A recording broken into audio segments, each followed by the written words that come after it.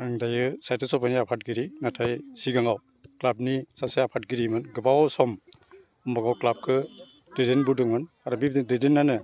जोंनि जिथु उदालगुरियाव जानाय प्रलय बसुमतारिनि जिथु टुरनामेन्ट जायोमोन बेखौ गेलेबोबाय हादोंमोन खेबनैनो मा जों चेम्पियन जाबोदों आरो बेजों लोगोसे अम्बागाव क्लाबानो फार्स्ट रानार्स आप जादों बे इउ एन ब्रह्मनि जिथु गल्ड काप जागायजेनदोंमोन बे फार्स्ट टिमावनो जोङो फाइनाल गेलेनो मोन्दोंमोन आरो अम्बागाव क्लाब जानानै आरो बिदिनो अम्बागाव ओनसोलाव आं सासे गेलेयोमोनब्लाबो आरो दैदेननायावबो क्लाबखौ दैदेननायावबो मोजां दैदेनबोदोंमोन आरो बिदिनो जोंनि ओनसोलाव जि उदालगुरि फुटबल टिम मोनसे दङमोन बे टिमखौ इरिगेसन टिमा बेयाव जेसेबां गेलेग्रा मोनदोंमोन आरो बिथांमोनखौ आंनो लिड खालामदोंमोन तेजपुराव 9 जना मोनसे खेला जायोमोन बेयाव आं गासैखौबो लाना थांदोंमोन जोंनि जे बिरसन दैमारि कुलेन माराग बिथिं नेलसन बारला बुमरा बिथांमोनखौ आंनो दैदेननानै बिथांमोननि लाइफआ माने इरिगेसनाव साख्रि मोनदोंमोन आरो बिदिनो बिथांमोना मोजाङै गावसोरनि न'खरखौ सामलायलांनो हादों आरो दा नैबे आवगायनो हागोन बायदि आसा खालामदों कचिं जिहेथु सिगाङाव बेबायदि कचिं गैयामोन दायो कचिं होनायनि गेजेरजों जोङो गोदान रोखोमनि जिखौ गेलेनांगौ टेकनिक बे टेकनिकफोरखौ रोंगौथिखौ लानानै जों गेलेयोब्ला आसा खालामदों जोंनि बे कचिंनिफ्रायनो डिस्ट्रिक्ट स्टेट नेसनेल लेभेलाव गेलेहांनाय प्लेयार ओंखारगोन होनना आसा खालामदों हामबाय होदों जोंनि मिडिया पार्सन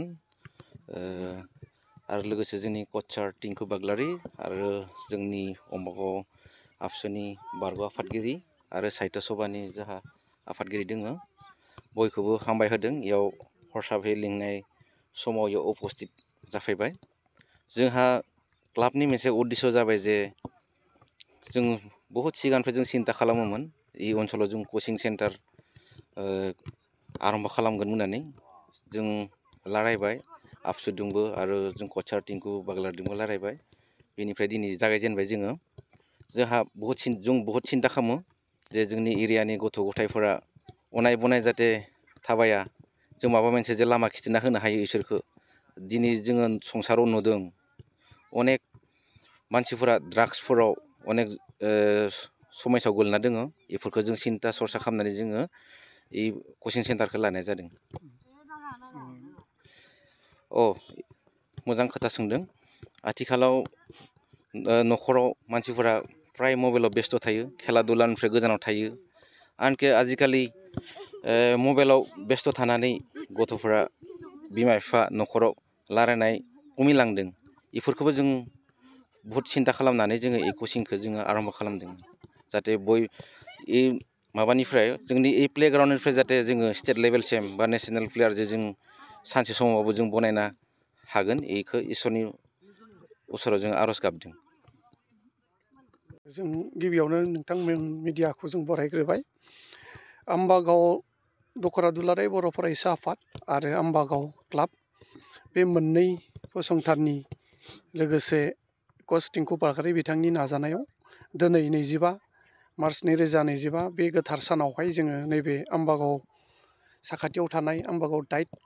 जि गेलेग्रा फोथार बावहाय जोङो उन्दै उन्दै जोंनि इयुन जोलै फंबाय बिथांमोननि थाखाय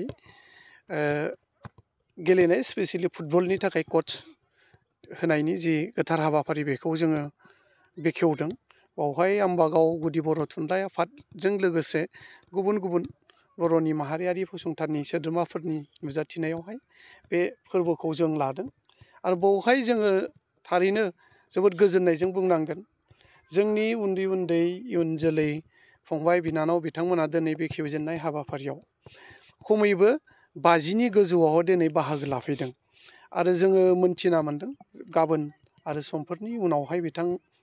बा जोंनि जि पार्टिसिपेन्ट बा उन्दै उन्दै फंबाय बिनानाव बिथांमोननि बाहागो लागिरिफोरनि बिबाङा बांबावगोन बियो 100नि गोजौआव थांनायनि मोनसे मिजिं दङ दा बेखौ लानानै जोङो गोजोननाय मोनदों जोंनि इयुन जोलै जोंनि यंग जेनेरेशना जे गेलेनाय फारसे जोबोद मोनसे वेब फैदों बा गेलेनायनि फारसे जि गोसो दुंनाय फैदों बेखौ जों नुदों आरो बेखौ लानानै जों थारैनो जोबोर गोजोनदों आरो जों स्पेसियेलि नैबे बुब्लियावहाय जोङो साबायखर बावगोन जोंनि साखाथियाव थानाय हरिसिंगा ओनसोलनि जाखांफुनाय सासे कच उन्दै बैसोआव टिंकु बाग्लारि बिथाङा नैबे हाबाफारिखौ सामलायगोन आरो बिथांनि नैबे नाजानायनि गेजेरजों आम्बागावआव दिनै बेखेवनाय जि कचिं सेन्टार बेखौ जोङो मोननो हादों बेखौ लानानै जों थारैनो जोबोद गोजोननाय मोनदों बे ओनसोलाव लोगोसे हाबाफारिफोरखौ आवगायदों बे बिथिङाव मा बुंनो नंगौ थारैनो बेयो जोबोद बाख्नायथाव जोंनि आम्बागाव हालामा गोग्लैसोनानै थानाय मैखोम बर' सुबुं थानाय ओनसोल दा बेवहाय जोङो बर'नि गुबुन गुबुन राजखान्थि राजखान्थि गासैबो फसंथानफ्रानो जायखिजाया कनस्ट्राक्टिभ बा नैबेबायदि हाबाफारिफ्रावहाय लोब लोब गासैबो अनलायनानै मदद होलायनाय बाहागो लालायनायखौ जोङो गोदोनिफ्रायनो मोनबोदों आरो जाबोदों आरो थिग बेबायदिनो दिनै नैबे बुब्लियावहाय गुसुं समनि गेजेराव जोङो खबर होलायदोंब्लाबो जोङो बर' थुनलाइ आफाद दुलाराय बर' फरायसा आफाद आम्बागाव क्लाब आरो नैबे जोंनि आम्बागाव जौगाखां जि कमिटि बिनिबो सोद्रोमा जोंनि नैबे गोथार जि कचिं सेन्टार बेखेवनाय हाबाफारि बेवहाय जोङो मोननो हादों आरो बे अनलायनाय बे खौसेथिया इयुनावबो थालांबाय थागोन आरो जों मोनलांबाय थागोन बेखौ आं गोथौ फोथायनाय दङ आरो बे ओनसोलनि साफ्रोमबो सुबुङानो बेबायदि खामानियाव गोसो गुदुं जायखिजाया खामानियावनो बेस्थ' थाया मानो बेबायदि रायजोनि बा जोंनि इयुन जोलै दाफुंनायनि जायखिजाया खामानियाव लोब लोब बाहागो लानायखौ जों मोनबोयो मोनलांबाय थागोन आरो बेखौ आं मिजिं थियो जे जोंनि बे खौसेथिया अरायसम थाबाय थायो অনুষ্ঠান এইটো কোচিঙৰ যিটো উদ্বোধন ইয়াৰ বিষয়ে কি হয় আজিৰ এই কোচিং চেণ্টাৰ আজিৰ তাৰিখত আমি ইয়াতে পাব সক্ষম হৈছোঁ এই আম্বাগাঁও অঞ্চলত যিহেতু ইয়াৰ পৰা বহুত খেলুৱৈ ওলাই কিন্তু এনেকুৱা সুবিধা নোহোৱাৰ কাৰণে মানে বঞ্চিত হৈ থাকে আৰু দূৰ হয় ইয়াৰ পৰা হৰিচিঙা যাবলগীয়া বা ওদালগুৰি যাবৰ কাৰণে দূৰ হয় কাৰণে যাব নোৱাৰে কেইদিনমান যায় হ'লেও সদায় যাব নোৱাৰাত এনেকৈ কৰি থাকি যায় তাৰ কাৰণে মানে এইটো দেখা পাই আমি মানে অলপ দুখ লাগে যিহেতু ইমান ভাল এখন খেলপথাৰ আছে আৰু ইয়াতে বহুত ডাঙৰ এখন টুৰ্ণামেণ্ট হয় ভাল কৰি তো এনেকুৱা অঞ্চলত এটা ভাল কোচিং চেণ্টাৰ লাগে বুলি ভাবি ইয়াতে কোচিং চেণ্টাৰটো তেওঁলোকৰ সহায়ত আপছো আৰু আম্বাগাঁও ক্লাবৰ সহায়ত খুলিবৰ কাৰণে সক্ষম হৈছোঁ আৰু তাৰ কাৰণে নিজকে ভাল লাগিছে আৰু আশা কৰোঁ ভৱিষ্যতত এই অঞ্চলৰ পৰা আমি ৰাজ্যিক আৰু ডিষ্ট্ৰিক্ট আৰু ইণ্টাৰনেশ্যনেল পৰ্যায়লৈকে খেলুৱৈ ওলাবৰ কাৰণে চেষ্টা কৰিম আৰু ওদালগুৰিৰ যাতে সুনাম কঢ়িয়াই আনিব পাৰোঁ তাৰ কাৰণে আমি চেষ্টা কৰিম